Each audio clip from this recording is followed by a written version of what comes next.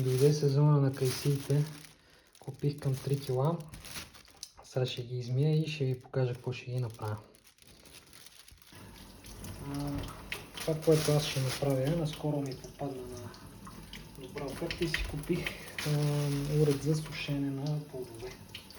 Отдавна искам, не знах за какво, но сега просто го видях за 10 евро беше, не можа да се сдържа. И това ще му е бойното кръщение. Пробах го там, като го взех с една ябълка и с един банан, ама не ги изчаках да се изсушат до край. А сега ще го напълня всичките там кавички и стъпно ще видим колко събира. И ще ги оставя да се изсушат напълно.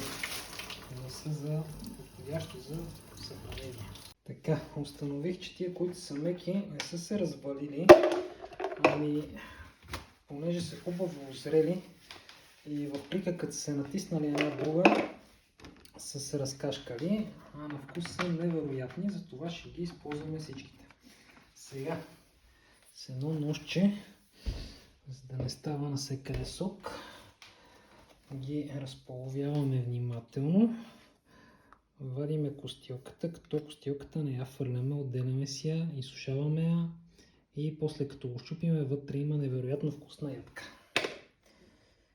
И редиме тук в тавичката да се сушат.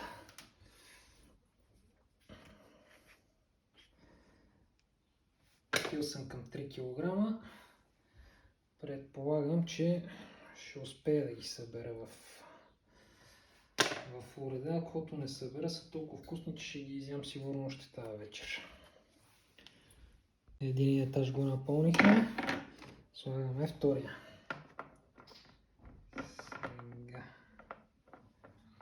Това чува. Трябва да е на най-високата степен. Добре. Да продължаваме.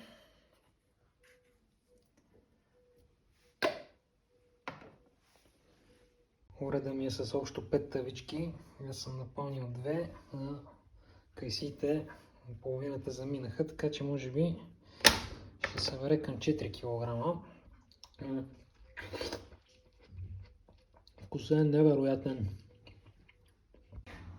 Изглежда правилно предположих. 4 тавички напълних, това остана от кайсиите. Те ще ги оставя така да ги изядеме.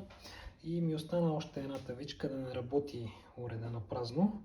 Ще зареда един етаж, ще от тия череши да видим какво ще стане.